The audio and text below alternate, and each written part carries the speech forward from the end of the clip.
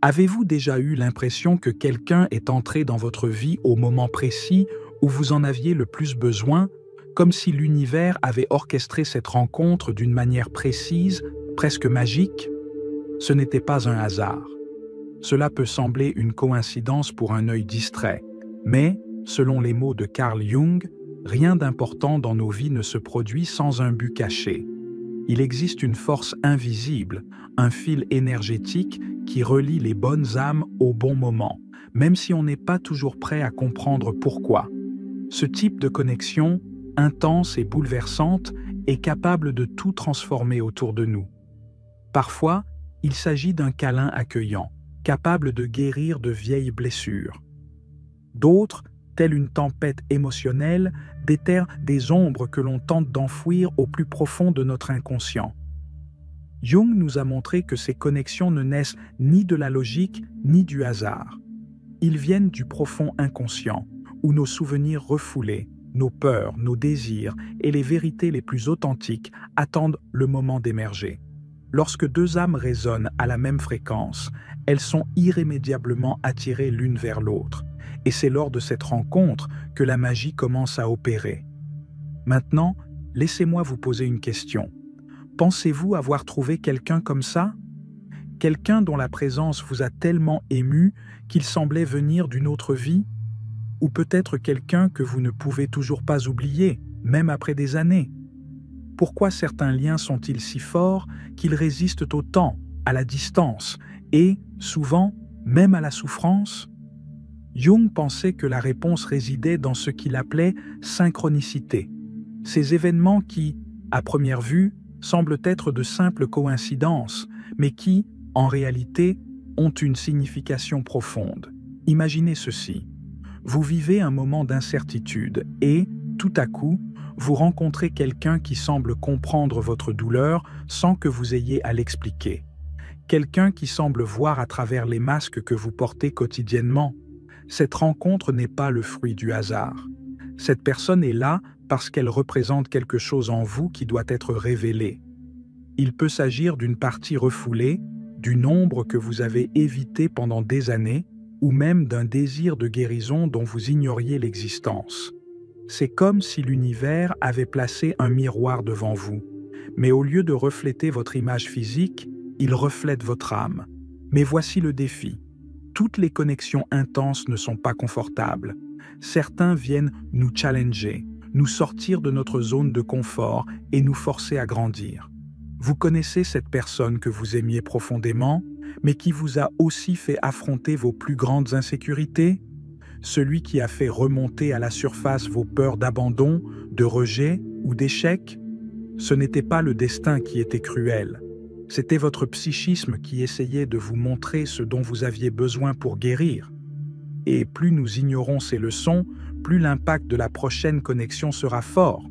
Vous pensez peut-être, alors, le véritable amour fait-il toujours mal? Pas nécessairement.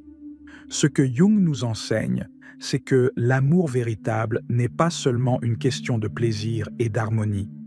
C'est avant tout un chemin de découverte de soi. Les personnes qui entrent dans nos vies avec cette force transformatrice sont là parce qu'il y a quelque chose en nous qui doit être compris. C'est pourquoi, parfois, nous nous sentons attirés par les personnes qui nous font du mal, non pas parce que nous aimons souffrir, mais parce que nos blessures sont encore ouvertes et que nous cherchons inconsciemment quelqu'un qui puisse les toucher. C'est le point où beaucoup se perdent. Lorsque la douleur apparaît, on pense que la connexion était une erreur. Mais est-ce vraiment le cas? Et si cette relation douloureuse était exactement ce dont vous aviez besoin pour grandir? Et si cette souffrance était une invitation de la vie à regarder à l'intérieur et enfin à affronter ce que vous avez toujours évité? Combien de fois avez-vous fui une connexion parce qu'elle vous montrait des parties de vous-même que vous ne vouliez pas voir? Jung croyait que le véritable objectif de ces connexions n'était pas de nous lier aux autres, mais de nous libérer de nous-mêmes. Et c'est une idée révolutionnaire. L'amour qui fait mal n'est pas toujours mauvais. Elle peut être un catalyseur de notre évolution, mais seulement si nous avons le courage d'affronter ce qu'elle nous révèle. Le problème se pose lorsque l'on confond ces liens profonds avec une dépendance émotionnelle. Lorsque nous nous accrochons à l'idée que nous avons besoin que les autres soient complets, nous oublions la leçon la plus importante. Le véritable amour ne consiste pas à trouver quelqu'un qui nous complète, mais à trouver quelqu'un qui nous aide à voir qui nous sommes déjà. Laissez-moi vous raconter une brève histoire. Il y avait une femme nommée Clara qui, pendant des années, a porté le poids de relations ratées. Elle se demandait souvent pourquoi ces relations commençaient intensément et se terminaient dans la douleur. Au cours d'une séance de thérapie inspirée des concepts de Jung, elle a découvert que, dans toutes ses relations, le schéma était le même. Elle tombait amoureuse d'hommes qui semblaient promettre une sécurité émotionnelle, mais qui finissaient par évoquer sa peur de l'abandon. Ce qu'elle ne savait pas, c'est que cette peur ne venait pas d'eux, mais d'une blessure d'enfance, lorsque son père l'avait quittée sans explication. Lorsque Clara s'en rendit enfin compte, quelque chose changea en elle. Elle n'a pas cessé d'aimer, mais elle a cessé de chercher chez les autres ce qu'elle seule pouvait s'offrir, la guérison et la sécurité. Et maintenant je vous demande, que révèlent vos relations passées sur vous? Êtes-vous coincé dans un cycle de projection où vous attendez que les autres pensent vos blessures? Ou êtes-vous prêt à transformer ces expériences en apprentissage? Il n'est pas facile d'admettre que bon nombre de nos souffrances viennent de l'intérieur, mais c'est dans cette reconnaissance que commence la véritable guérison. Lorsque nous comprenons que chaque connexion significative a un but, même celle qui nous blesse, nous commençons à voir l'amour différemment. Non pas comme quelque chose que nous devons contrôler, mais comme une force qui nous guide là où nous devons être. Et cela nous amène à une vérité libératrice. Si une connexion est authentique, elle résistera au temps et au changement. Mais si elle repose uniquement sur la projection de nos désirs non résolus, elle se désintégrera inévitablement, non pas parce que l'autre nous a abandonnés, mais parce que le but est atteint. Le véritable amour n'est pas la possession. Il ne s'agit pas de garder quelqu'un à nos côtés à tout prix. Il s'agit de permettre aux autres d'être ce qu'ils sont, pendant que nous évoluons nous aussi. Jung a déclaré que la véritable harmonie dans une relation se produit lorsque deux personnes n'essaient pas de se façonner mutuellement, mais s'entraident pour grandir. Et cela n'est possible que lorsque nous sommes prêts à regarder à l'intérieur, à faire face à nos ombres et à nous libérer des illusions. Alors, la prochaine fois que vous ressentirez cette attirance irrésistible pour quelqu'un, demandez-vous, cette personne fait-elle ressortir le meilleur de moi ou reflète-t-elle quelque chose que j'ai encore besoin de guérir? Car en fin de compte, ce qui détermine si une connexion sera une bénédiction ou une leçon douloureuse, c'est notre capacité à reconnaître ce qu'elle nous montre sur nous-mêmes. Alors, êtes-vous prêt à regarder au-delà de la romance superficielle et à plonger dans la profonde vérité de l'amour? Parce que le voyage ne fait que commencer. Ce qui suit est encore plus révélateur. Pourquoi nous sommes attirés par des schémas répétitifs et comment les briser pour atteindre l'amour véritable que nous recherchons si désespérément? Ne manquez pas la prochaine étape de ce voyage transformateur. Avez-vous déjà remarqué à quel point les personnes dont nous tombons amoureux semblent souvent porter le poids exact de nos attentes, de nos espoirs et même de nos peurs les plus profondes? Au début, tout semble magique. L'harmonie, les regards qui se comprennent sans mots, le sentiment que, enfin, nous avons trouvé quelqu'un qui nous complète, mais alors quelque chose change. De petites frustrations surviennent, les différences deviennent plus évidentes et, avant même que nous nous en rendions compte, la relation entre dans un cycle de tension émotionnelle. C'est alors que nous nous demandons « Pourquoi est-ce que je finis toujours par m'impliquer avec des gens qui m'ont blessé ?» ou « Pourquoi ai-je l'impression de revivre le même schéma de souffrance avec des personnes différentes ?» Carl Jung nous donnerait une réponse inconfortable mais libératrice. Le problème ne réside pas dans l'autre personne, c'est en nous. Ce que nous vivons dans nos relations est le reflet de ce à quoi nous n'avons pas encore été confrontés en nous-mêmes. Les connexions les plus intenses et souvent douloureuses sont guidées par des projections inconscientes, des morceaux de nous-mêmes que nous projetons sur les autres sans nous en rendre compte, dans l'espoir qu'ils puissent résoudre d'une manière ou d'une autre les conflits internes que nous avons évités. Pensez au cas de Daniel. Un homme de 52 ans, divorcé depuis 4 ans, mais toujours attaché émotionnellement à son ex-femme. Lorsqu'il évoquait la fin de son mariage, ses propos étaient pleins de douleur. Elle m'a déçu. J'ai tout fait pour elle, mais ce n'était jamais suffisant. En fin de compte, elle a dit que je n'étais pas l'homme dont elle avait besoin. Daniel se considérait comme une victime, quelqu'un qui avait été injustement abandonné après des années de dévouement. Mais lors d'une thérapie basée sur les concepts de Jung, on lui a demandé de regarder au-delà de la surface. La question n'était pas de savoir pourquoi son ex-femme l'avait quitté, mais pourquoi il avait choisi quelqu'un qui, dès le début, montrait des signes d'insatisfaction et de détachement émotionnel. La réponse était dans les projections. Dès son plus jeune âge, Daniel portait une profonde peur du rejet, hérité d'une enfance marquée par l'absence émotionnelle de son père. Lorsqu'il a rencontré son ex-femme, il a projeté sur elle l'espoir d'être validé et aimé inconditionnellement, ce qu'il n'a jamais reçu de son père. Mais la réalité est que personne ne peut combler un vide qui est le nôtre. Plus il exigeait d'elle de l'amour et de la reconnaissance, plus la relation devenait insoutenable. Elle ne l'a pas quitté parce qu'il était insuffisant, mais parce que la pression des attentes projetées sur elle était écrasante. Et c'est ainsi que de nombreuses relations se détériorent. Non pas parce que l'amour n'existait pas, mais parce qu'il était conditionné. Jung nous enseigne que lorsque nous projetons sur les autres les parties de nous-mêmes que nous ne reconnaissons pas, la relation devient inévitablement un champ de bataille émotionnel. Et c'est pourquoi tant de gens vivent des cycles répétitifs de souffrance. Peu importe à quel point ils changent de partenaire, le schéma se répète, car le vrai problème ne réside pas dans l'autre personne, mais dans les blessures internes qui ne sont pas encore guéries. Maintenant, pensez à vos propres relations. Y a-t-il eu un moment où vous avez attendu que quelqu'un d'autre vous donne quelque chose qu'au fond, vous ne saviez pas comment vous donner? C'était peut-être la sécurité, la validation ou même le sentiment d'être spécial. Peut-être vous êtes-vous senti abandonné lorsque l'autre personne n'a pas répondu à ses attentes. Mais vous a-t-il vraiment abandonné ou avez-vous confié à quelqu'un d'autre une responsabilité qui n'a jamais été la sienne? Il y a une phrase de Jung qui résume parfaitement ce dilemme. Tout ce qui nous irrite chez les autres peut nous conduire à une compréhension de nous-mêmes. Ce qui nous dérange le plus chez nos partenaires, froideur émotionnelle, manque d'attention, distance, est souvent le reflet de nos propres insécurités. Mais au lieu de regarder à l'intérieur, il est plus facile de rejeter la faute sur quelqu'un d'autre. Il est plus facile de dire que nous avons été des victimes, que nous avons tout fait correctement, mais que nous n'avons pas été valorisés.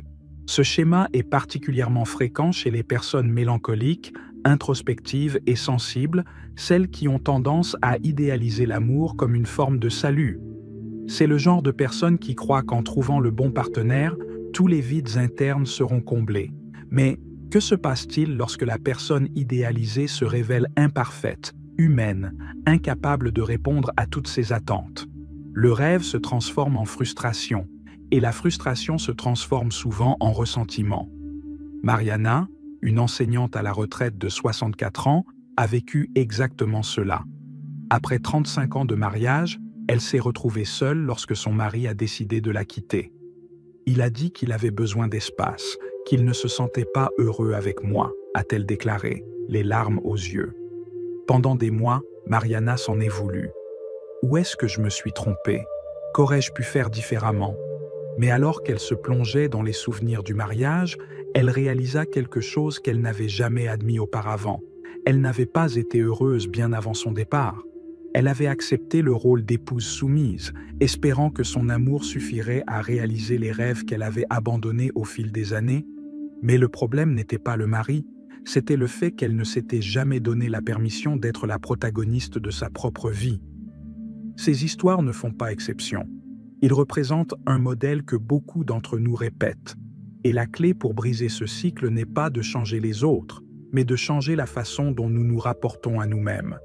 Jung nous enseigne que la première étape vers cet objectif consiste à reconnaître nos ombres, ces parties de nous-mêmes que nous préférons cacher, mais qui émergent inévitablement dans nos relations.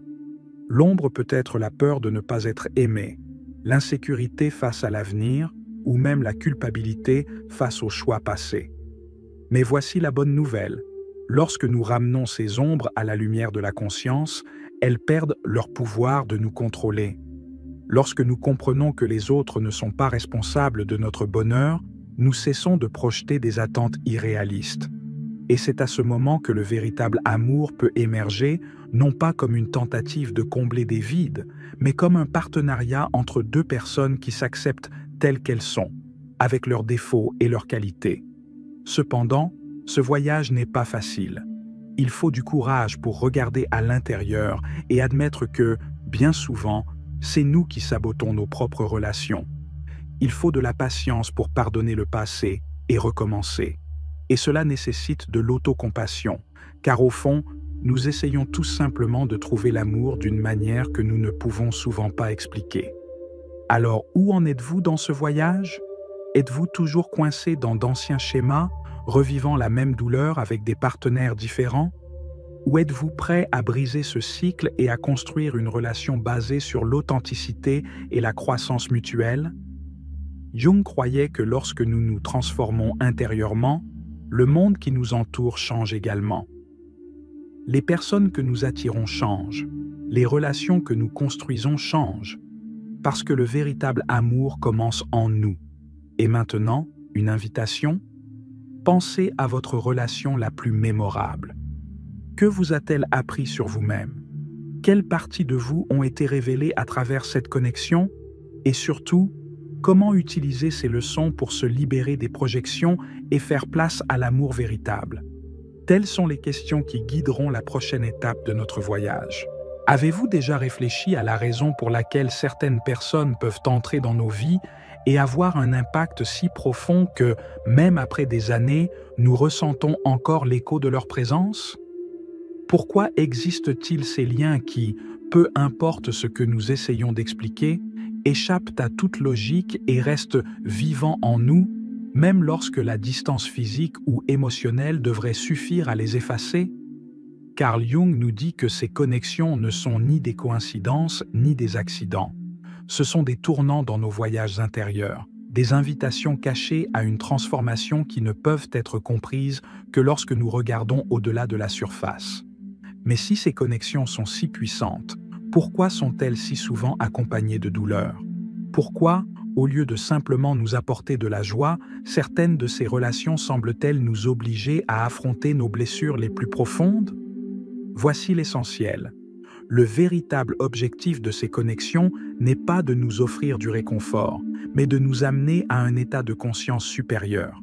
Et pour ce faire, nous devons passer par le processus de connaissance de soi et affronter les ombres.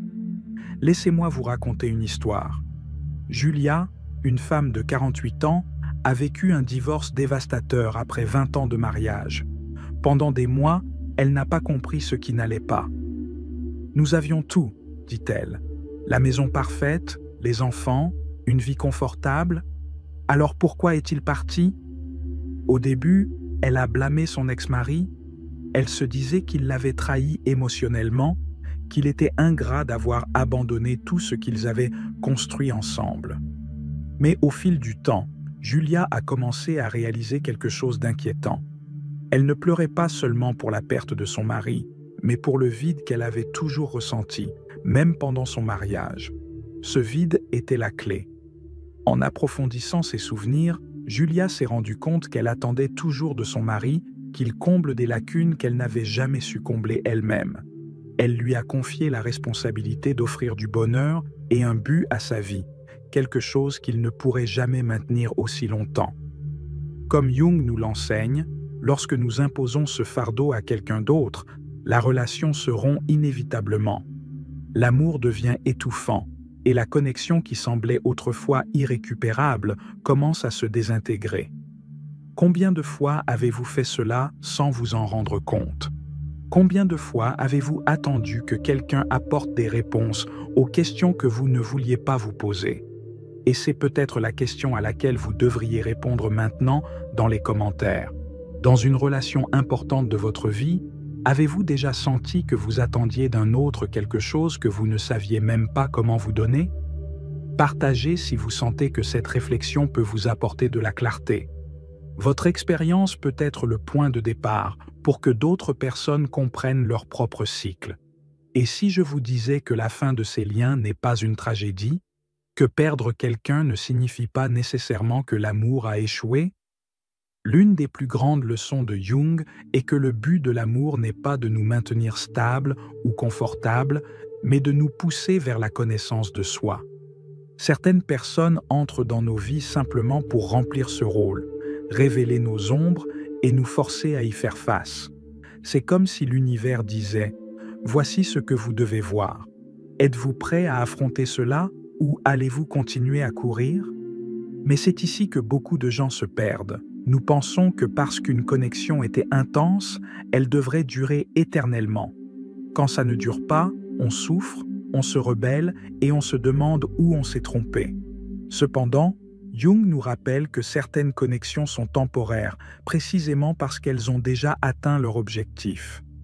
Le véritable amour n'est pas dans la permanence physique, mais dans la transformation interne qu'il provoque. Si vous portez la douleur d'une connexion qui s'est terminée, il est peut-être temps de vous demander « Qu'est-ce que cette personne a laissé en moi et que j'ai encore besoin d'intégrer ?» C'est à partir de là que le véritable travail commence. Jung nous enseigne que tant que nous n'aurons pas mis en lumière les parties de nous-mêmes que nous évitons, nous continuerons d'être attirés par les mêmes situations, les mêmes types de relations, les mêmes schémas de douleur. Avez-vous déjà remarqué à quel point certaines personnes semblent toujours tomber dans le même type de relation toxique? Ce n'est pas le destin qui joue avec eux, c'est l'inconscient qui essaie de mettre en lumière ce qui doit être résolu. Laissez-moi être direct. Si vous avez répété des schémas dans vos relations, ce n'est pas la faute du destin ou de l'univers. C'est le signe qu'il y a quelque chose en vous auquel on n'a pas encore fait face. C'est peut-être la peur d'être rejeté, l'insécurité de ne pas être assez, ou même la croyance inconsciente que l'amour s'accompagne toujours de douleur. Jung nous dirait que tant que ces ombres ne seront pas intégrées, vous continuerez à projeter ces émotions sur les personnes que vous attirez. Pensez à la façon dont cela pourrait s'appliquer à votre vie. Y a-t-il un schéma récurrent dans vos relations qui, selon vous, échappe à votre contrôle? Une situation qui semble se répéter, même lorsque vous changez de partenaire?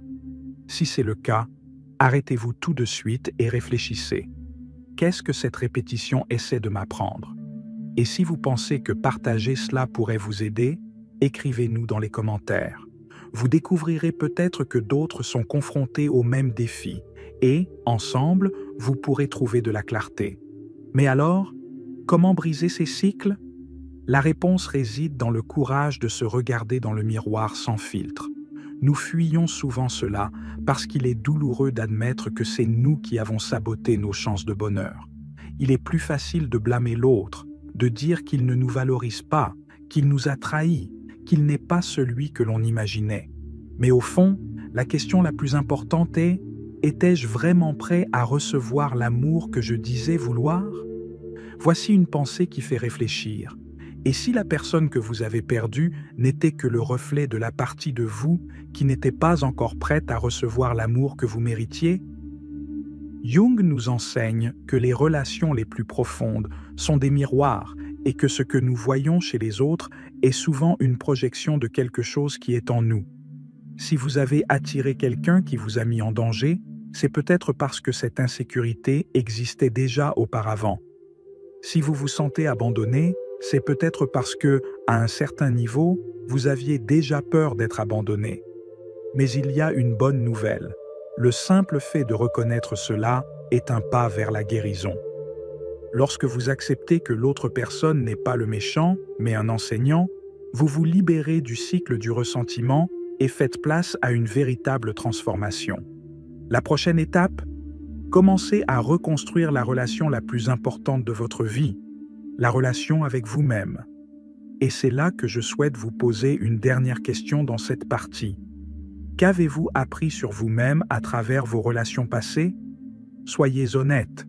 Il n'est pas nécessaire que ce soit quelque chose de grandiose.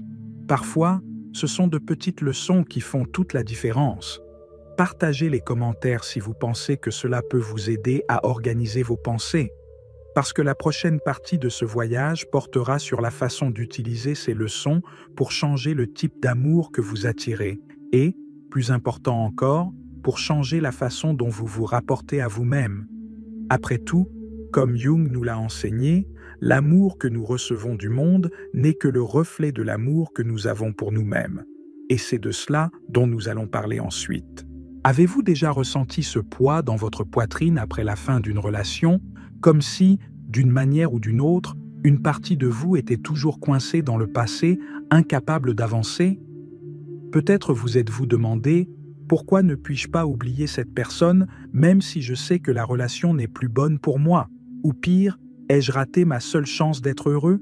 Carl Jung, dans sa vaste exploration de l'inconscient, nous a montré que la raison pour laquelle certaines connexions refusent de disparaître ne réside pas dans l'autre personne, mais dans les marques qu'elles ont laissées en nous. Des marques qui révèlent souvent des parties non résolues de notre psychisme. La science émotionnelle moderne nous donne des chiffres impressionnants qui soutiennent cette idée. Selon une étude publiée par Journal des neurosciences, la rupture d'une relation importante peut activer les mêmes régions du cerveau associées à la douleur physique chez les personnes. Cela explique pourquoi cette rupture dont vous ne vous êtes toujours pas remis aurait pu être aussi douloureuse qu'une véritable blessure. Le cerveau ne fait pas la différence entre la douleur émotionnelle et la douleur physique. Il répond simplement au stimulus de la perte, comme si quelque chose de vital vous avait été arraché. Mais si cela est vrai, comment certaines personnes peuvent-elles s'en remettre rapidement, tandis que d'autres restent coincées dans un cycle de nostalgie, de regret et de nostalgie? Jung répondrait: la différence réside dans le niveau de conscience que chacun a de ses propres projections. Lorsque vous tombez profondément amoureux de quelqu'un, il y a de fortes chances qu'une partie de cet amour ne soit pas enracinée dans la personne réelle, mais dans l'image idéalisée que vous avez créée d'elle. Cette image, cet idéal, est en réalité une projection de vos propres espoirs, insécurités et désirs non résolus. Regardons un exemple réel. Julia, une femme de 41 ans, avait mis fin à une relation de 3 ans avec un homme pour lequel elle éprouvait encore des sentiments très forts.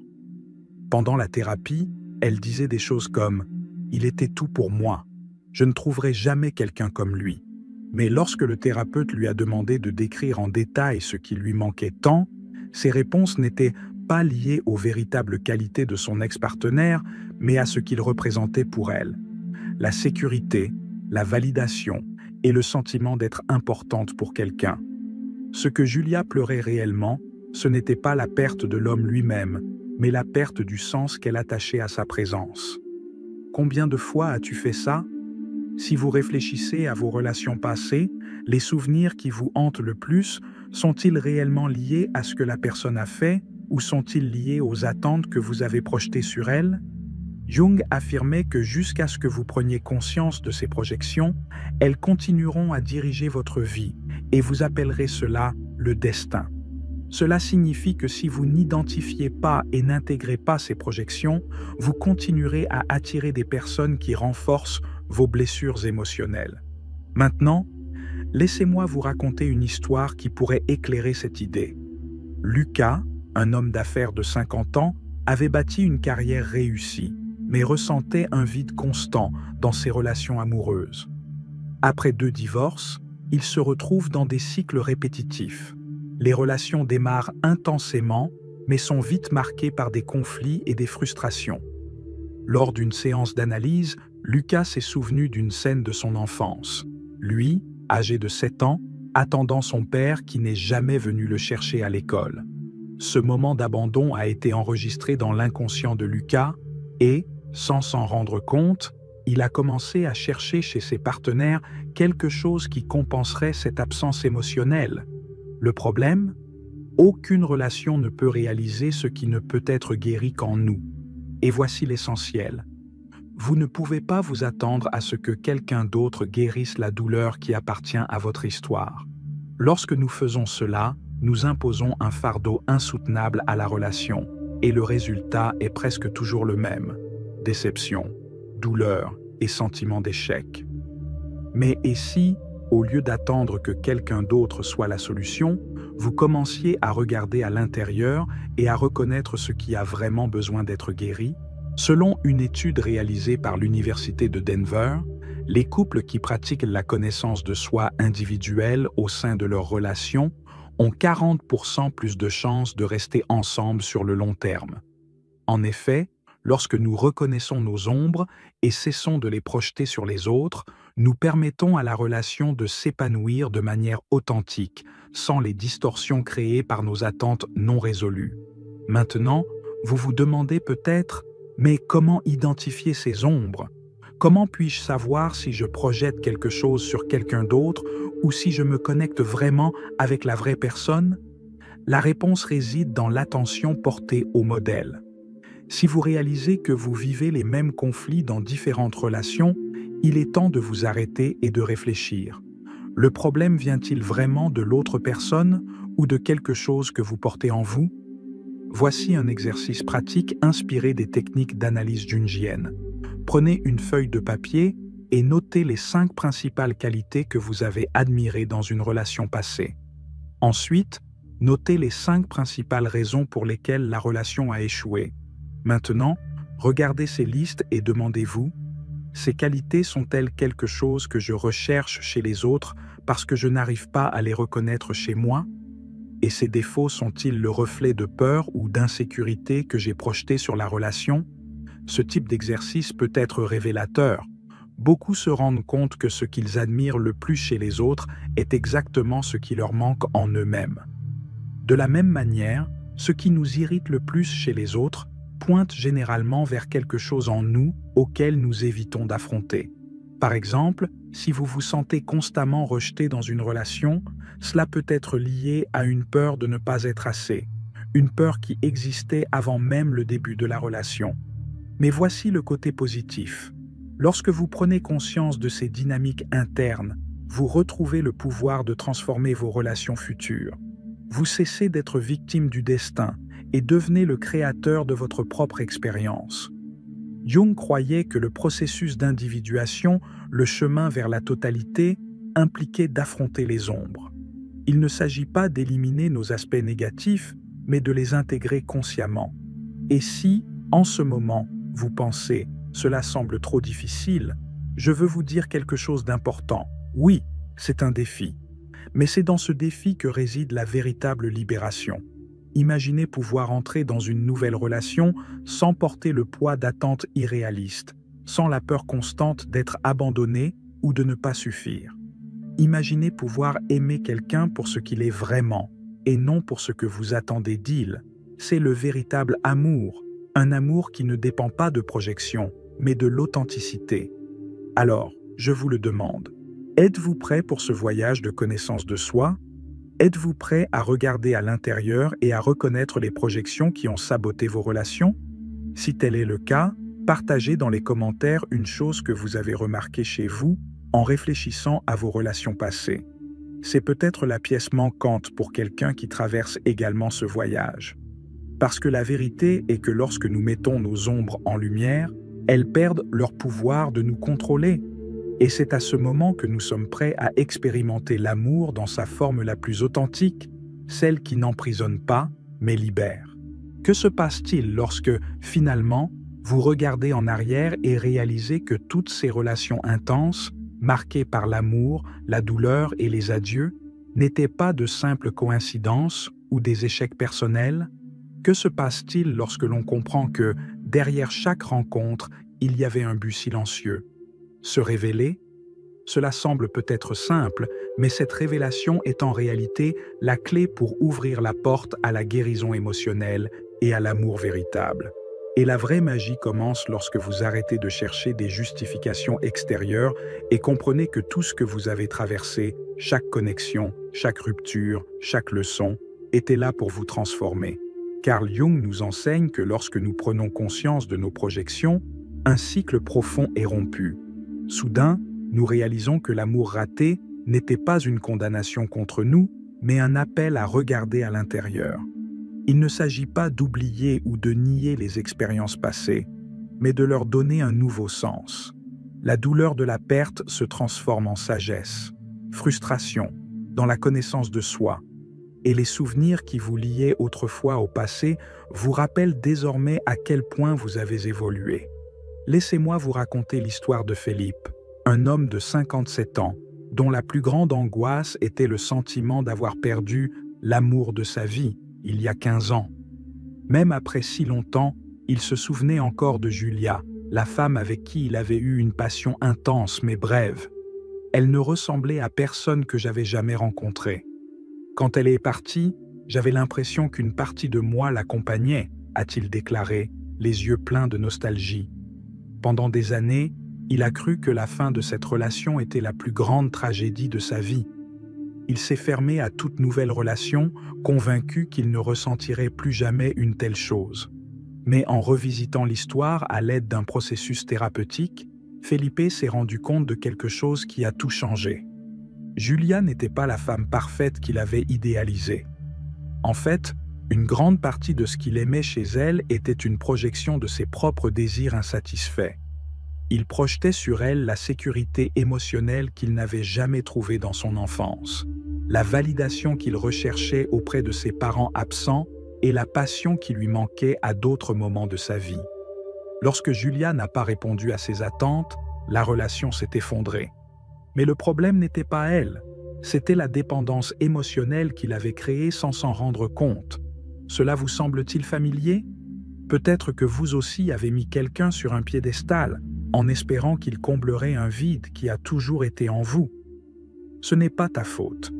Nous faisons tous cela à un moment donné parce qu'on nous a appris à croire que le véritable amour nous complète. Mais voici la vérité difficile à accepter. Personne ne peut vous compléter. Et plus tôt vous comprendrez cela, plus vite vous serez libre de vivre un amour sans dépendance et sans projection. Jung a dit que le processus d'individuation, le chemin pour devenir qui nous sommes réellement, implique d'intégrer nos ombres et de nous libérer des attentes irréalistes. C'est comprendre que l'amour n'est pas une transaction, dans laquelle nous donnons de l'affection en attendant quelque chose en retour. Le véritable amour est un état d'être. Cela ne naît pas du désespoir ou du manque, mais de l'abondance intérieure, de la reconnaissance que vous êtes déjà complet en vous-même. La grande question n'est donc pas « pourquoi cette personne est-elle partie ?» ou « pourquoi cette relation a-t-elle échoué ?» La vraie question est « qu'est-ce que cette expérience m'a appris sur moi-même ?» Ce changement de perspective est libérateur, car il vous sort du rôle de victime et vous met dans le rôle de protagoniste de votre propre voyage. Au lieu de vous demander « pourquoi cela m'est-il arrivé ?», vous commencez à vous demander « qu'est-ce que j'ai appris de cela et comment puis-je devenir une meilleure version de moi-même ?» Et si vous y réfléchissez bien, toutes les relations qui ont profondément marqué votre vie étaient, d'une certaine manière, le miroir de vos propres besoins, désirs et peurs. Ce partenaire qui semblait émotionnellement distant reflétait peut-être votre propre difficulté à faire pleinement confiance. Ce partenaire qui semblait vous étouffer était peut-être le reflet de votre propre insécurité. Jung nous enseigne que tout ce qui nous attire ou nous irrite chez les autres est en fait une opportunité d'apprentissage. Maintenant, vous vous demandez peut-être « mais si j'ai été si marqué par mes projections dans le passé, comment puis-je garantir que je ne continuerai pas à répéter les mêmes erreurs à l'avenir ?» La réponse tient en 3 mots simples : prise de conscience, acceptation et action. Tout d'abord, vous devez prendre conscience de qui vous êtes et de ce que vous portez en vous. Cela signifie reconnaître vos blessures, vos peurs et vos ombres. Non pas pour vous juger, mais pour comprendre comment ils influencent vos choix amoureux. Vient ensuite l'acceptation. Acceptez que vous êtes humain, imparfait et en constante évolution. Acceptez que certaines personnes soient venues vous enseigner et que vous puissiez les laisser partir une fois l'objectif atteint. Vient enfin l'action. Action de transformer les connaissances acquises en changements réels. Cela pourrait impliquer de fixer des limites saines, d'arrêter de chercher une validation externe ou simplement d'apprendre à s'aimer inconditionnellement. Mais je ne veux pas que ce soit juste théorique. Voici donc un guide pratique étape par étape pour commencer à appliquer ces enseignements dans votre vie. 1. Identifiez les modèles répétitifs. Faites une liste des principales similitudes entre vos relations passées. Y a-t-il des comportements ou des situations qui se répètent? Ces répétitions sont de précieux indices sur vos projections inconscientes. 2. Reconnaissez vos ombres. Pensez au moment où vous vous êtes senti le plus vulnérable ou blessé dans vos relations. Que révèlent ces moments sur vos propres insécurités? Écrivez tout sans censure. 3.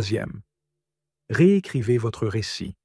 Prenez une expérience douloureuse du passé et réécrivez l'histoire avec une nouvelle perspective. Au lieu de vous concentrer sur ce qui n'a pas fonctionné, concentrez-vous sur ce que vous avez appris et sur la façon dont cela vous a rendu plus fort. 4. Créez un discours intérieur positif. Remplacez les pensées telles que « je ne serai jamais assez » par « j'évolue constamment et je mérite un amour sain ». Cela peut paraître simple, mais la façon dont vous vous parlez impacte directement vos choix. 5. Pratiquez l'amour-propre. Consacrez du temps à prendre soin de vous, émotionnellement et physiquement. L'amour-propre n'est pas seulement une jolie idée, c'est une pratique quotidienne. Lorsque vous vous traitez avec soin et respect, vous attirez des relations qui reflètent cette attention. Et maintenant, je veux que vous vous arrêtiez et réfléchissiez. Quelle est la prochaine étape que vous pouvez franchir aujourd'hui pour transformer votre façon de communiquer? Partagez dans les commentaires. Votre parcours peut inspirer quelqu'un qui traverse des défis similaires.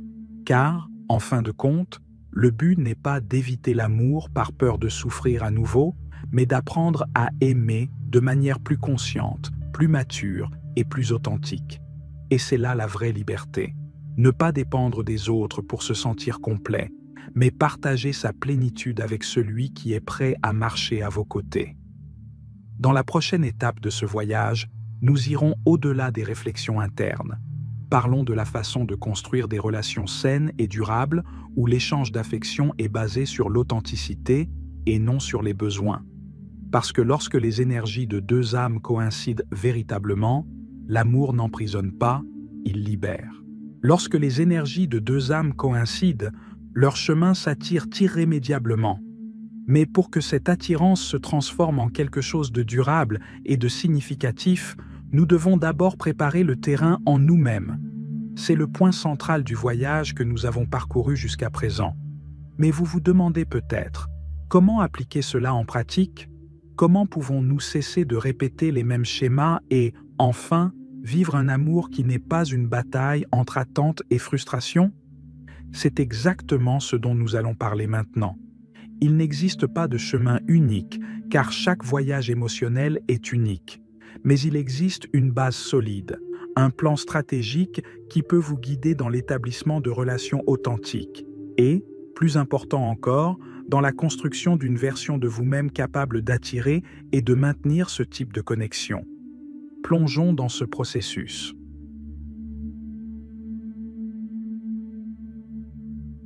Étape 1. Reconnaissez honnêtement vos ombres. Il n'y a pas de véritable transformation sans confrontation. Nous évitons souvent de regarder nos blessures parce que cela fait mal. Mais comme le disait Carl Jung, ce à quoi vous résistez persiste. La première étape pour créer une connexion saine consiste à reconnaître les schémas émotionnels que vous portez. Prévoyez 20 minutes dans un environnement paisible. Prenez un stylo et du papier et notez les moments où vous avez ressenti une douleur émotionnelle dans vos relations passées. Pour chaque situation, demandez-vous « Qu'est-ce que j'attendais de cette personne ? Cette attente était-elle quelque chose que j'aurais pu m'offrir ?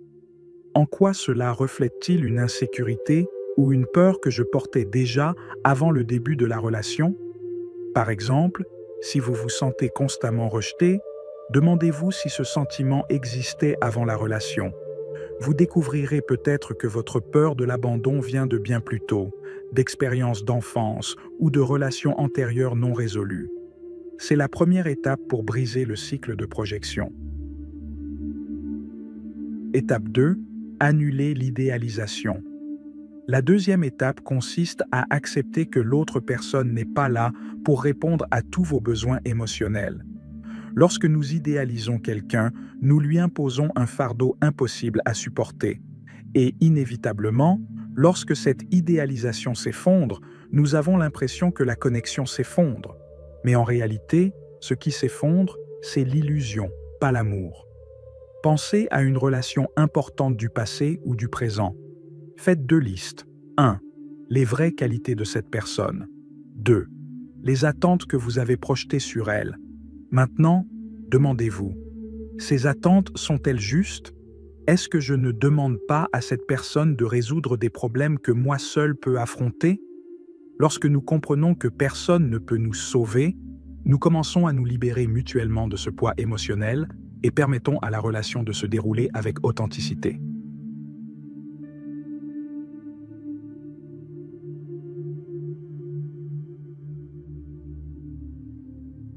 Étape 3. Renforcez votre autonomie émotionnelle.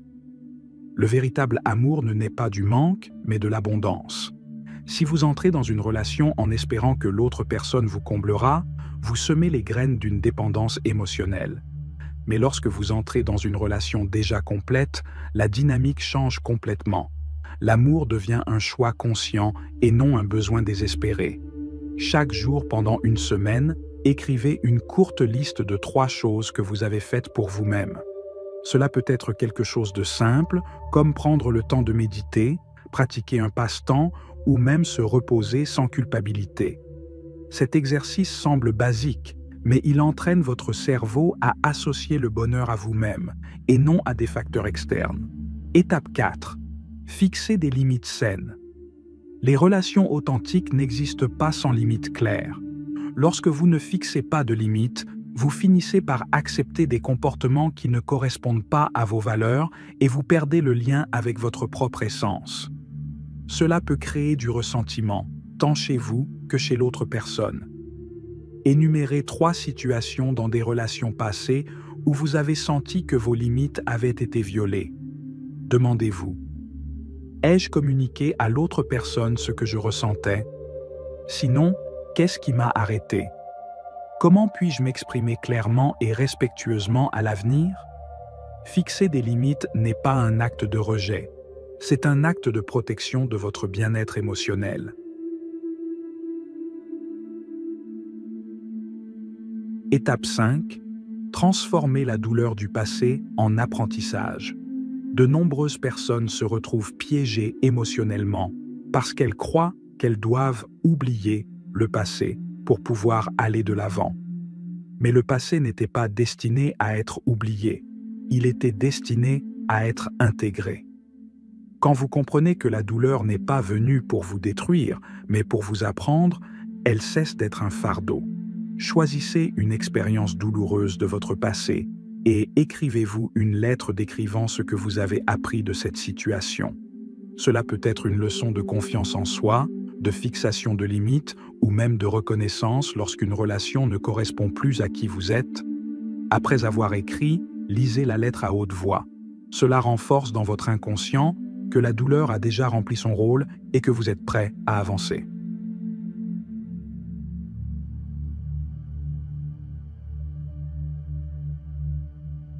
Étape 6. Pratiquez l'amour véritable avec vous-même. D'abord, le véritable amour, ce que Carl Jung décrit comme la véritable union entre 2 âmes, ne peut exister que lorsque nous nous aimons d'abord. Il ne s'agit pas de narcissisme, mais d'estime de soi. Quand on s'aime, on n'accepte pas les miettes. Vous ne demandez pas d'attention parce que vous savez que vous méritez quelque chose de plus grand. Chaque jour, regardez-vous dans le miroir pendant 2 minutes et répétez à haute voix « Je m'accepte complètement. Je ne suis pas parfait, mais je suis digne d'amour. » Cet exercice simple mais puissant crée une habitude d'autocompassion qui transforme votre relation avec les autres. Lorsque vous appliquez ces étapes dans votre vie, quelque chose de magique commence à se produire. Vous arrêtez de rechercher les relations comme une forme d'évasion et commencez à les considérer comme des opportunités de croissance. Les personnes qui semblaient auparavant indispensables ne sont plus considérées comme des béquilles émotionnelles. Et soudain, vous réalisez que le véritable amour n'emprisonne pas, il vous libère. Cela ne repose pas sur des attentes irréalistes, mais sur une véritable acceptation de qui vous êtes et de qui est l'autre personne. Et maintenant, j'ai envie de vous inviter. Partagez dans les commentaires une petite leçon que vous avez apprise sur vous-même au fil de vos expériences amoureuses. Peut-être que votre leçon peut être la lumière dont quelqu'un a besoin pour commencer son propre voyage de transformation. Si vous n'êtes pas encore abonné à la chaîne, abonnez-vous maintenant et activez la cloche de notification.